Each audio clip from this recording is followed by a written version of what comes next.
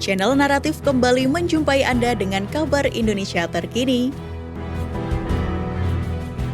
PT Pupuk Kaltim Persero berencana membangun pabrik pupuk NPK berbasis nitrat. Pabrik ini digadang-gadang menjadi pabrik NPK nitrat pertama di Indonesia dan ditargetkan dibangun tahun ini.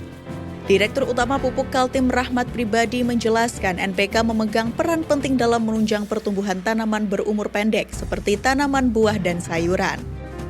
Kita akan mengembangkan NPK berbasis nitrat. Itu tidak ada pabriknya di RI. Semua impor dan itu digunakan untuk tanaman buah sayur berumur pendek. Kata Rahmat dalam konferensi pers di The Langham, Jakarta, Rabu 29 Maret. Rahmat mengatakan saat ini ketersediaan pupuk NPK masih belum dapat memenuhi kebutuhan dalam negeri, yakni hampir 600.000 ton. Akibatnya, pemerintah mau tidak mau harus terus melakukan impor pupuk. Dengan adanya pembangunan pabrik tersebut diharapkan dapat mengurangi aktivitas impor pupuk. Langkah ini juga dilakukan sejalan dengan hampir rampungnya proyek pabrik amonium nitrat di Bontang, Kalimantan Timur. Amonium nitrat tersebutlah yang menjadi bahan baku dari NPK nitrat ini. Direktur Keuangan Umum Pupuk Kaltim Komaruzaman menambahkan ditargetkan pabrik amonium nitrat ini akan rampung pada semester 1 2023 ini. Setelah itu, barulah pihaknya akan lanjut membangun pabrik NPK nitrat tersebut. Kita akan bikin NPK nitrat karena kita punya sumber amonium nitrat. Kita punya pabrik yang insya Allah akan selesai di semester 1 2023. Setelah itu, kita akan bangun NPK nitrat. Diharapkan selesai di 2025, ujarnya. NPK merupakan salah satu jenis pupuk yang disediakan demi keperluan subsidi dan non-subsidi. Sebelumnya, SVP Sekretaris Perusahaan Pupuk Indonesia Wijaya Laksana menjelaskan, kapasitas produksi 13,9 juta ton tersebut terdiri dari 8,8 juta ton urea, 3,5 juta ton NPK, dan lain-lain. Ia menambahkan pada tahun ini Pupuk Indonesia mendapat penugasan pupuk subsidi sebanyak 7,8 juta ton yang terdiri dari 4,6 juta ton urea dan 3,2 juta ton NPK. Di sisi lain, ia mengaku untuk produksi NPK sempat menghadapi tantangan. NPK sendiri mengandung nitrogen, fosfor, dan kalium.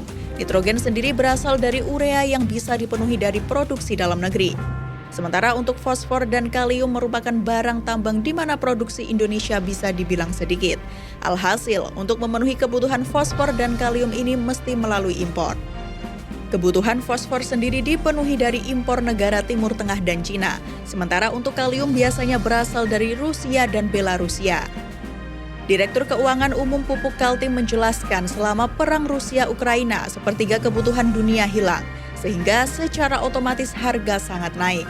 Normalnya sekitar di angka $300 atau $400 per ton. Namun kemarin bisa sampai $1.200 per ton dan sekarang mulai declining. Di sisi lain, Wijaya menerangkan pupuk Indonesia telah mencapai kesepakatan jaminan pasokan untuk kalium ini dari negara-negara lain seperti Kanada, Mesir, dan Laos.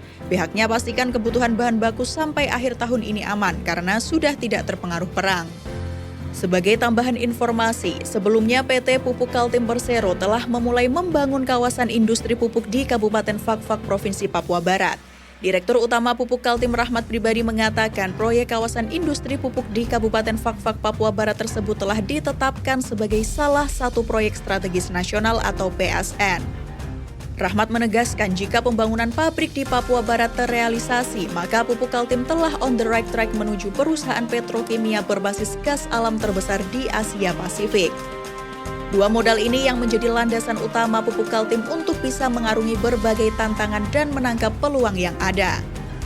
Di kesempatan yang berbeda, Presiden Joko Widodo mengatakan pembangunan kawasan industri pupuk di Provinsi Papua Barat merupakan proyek besar dalam rangka membuat lumbung pangan di kawasan timur Indonesia. Mengingat kesulitan pangan menjadi isu internasional yang tengah melanda saat ini. Nah, itu tadi yang bisa Naratif sampaikan dalam video kali ini. Silakan tulis pendapat kalian di kolom komentar di bawah ini. Sampai bertemu di video channel Naratif selanjutnya ya. Terima kasih.